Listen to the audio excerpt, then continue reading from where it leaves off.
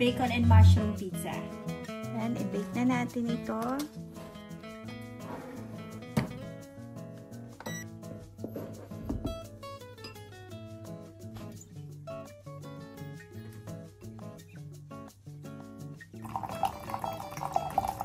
Tara at umpisahan na natin itong gawin. Dito sa ating bowl, maglagay muna tayo dito ng 200 ml ng water. Room temperature po ito. Sunod natin ilalagay yung ating yeast, 1 teaspoon. Haluin ko lang po ito saglit.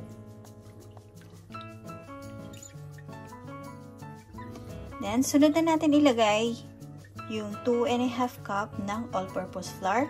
Pwede din po kayong gumamit dito ng bread flour. Bago natin ito haluin, maglagay muna tayo dito ng 1 teaspoon ng salt. And 1 tablespoon ng olive oil. Saka natin to haluing mabuti.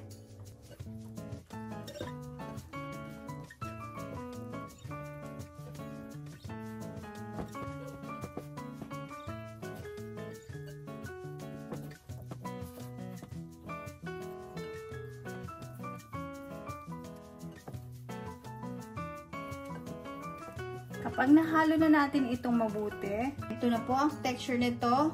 Takpan natin and i-rest natin to ng 30 minutes. Tatakpan ko lang po ito ng towel para hindi mag-dry itong ating pizza dough. Yan, check na natin after 30 minutes. Then, ang gagawin natin dito, babasain lang po natin yung ating kamay. Saka natin hihilain ng ganito. Yan, ganito lang po ang gagawin natin. Hila, then fold.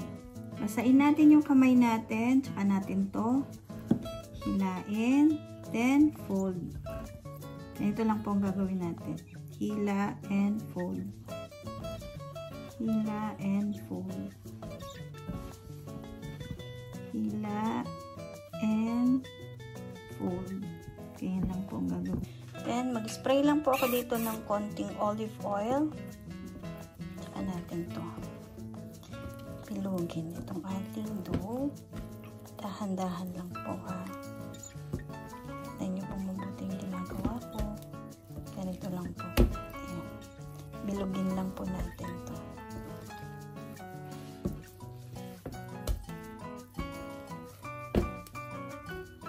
Pailalim po po yun. Ayan. Ganyan lang po gagawin natin.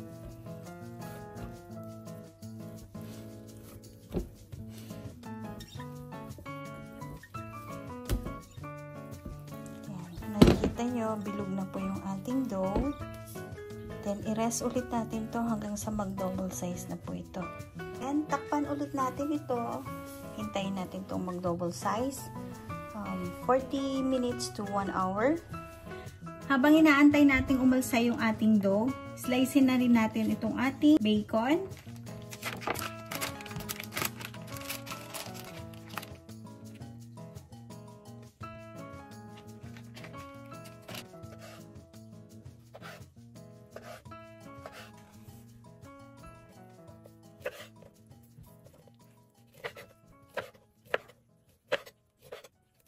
Yan, gagamit din tayo dito ng sliced mushroom.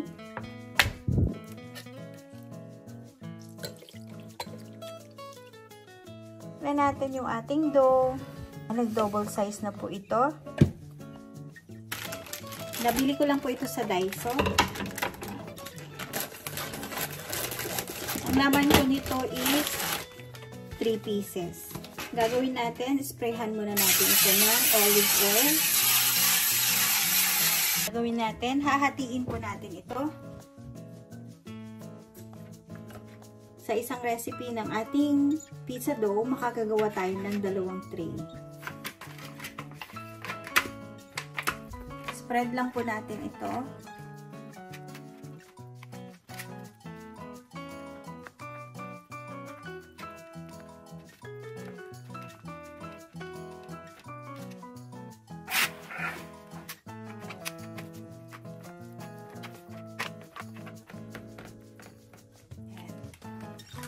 Okay po tayo dito ng ketchup.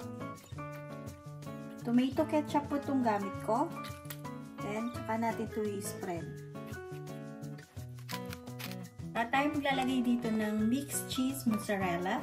Lagyan na natin yung ating cheese. Mas marami, mas masarap.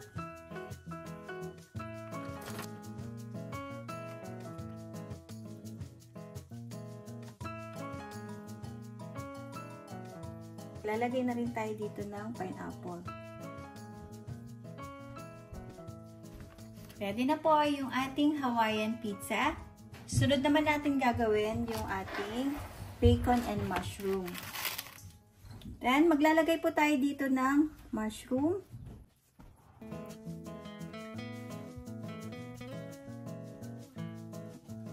Lalagay ulit ng mozzarella cheese sa ibabaw. Yan, ready na rin po yung ating bacon and mushroom pizza. I-bake na natin ito. Spray lang po ako dito ng olive oil sa ibabaw. Lagyan na rin ako ng black pepper. Ang gagamitin ko itong ating oven toaster. Then, i-bake ko lang ito ng 230 Celsius ng 20 to 25 minutes. Paalala lang po, i-check din po natin ito every 15 minutes para makita natin kasi magkakaiba po tayo ng ginagamit na oven. And ready na po yung ating pizza. Wow! Perfect na perfect yung ating pizza.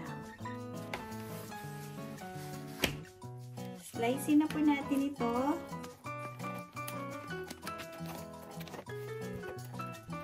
Titikman na po natin.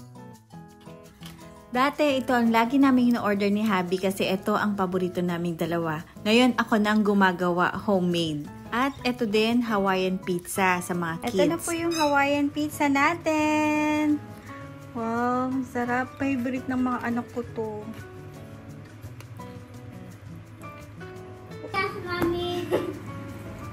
Thank you for watching. See you in my next video. Bye!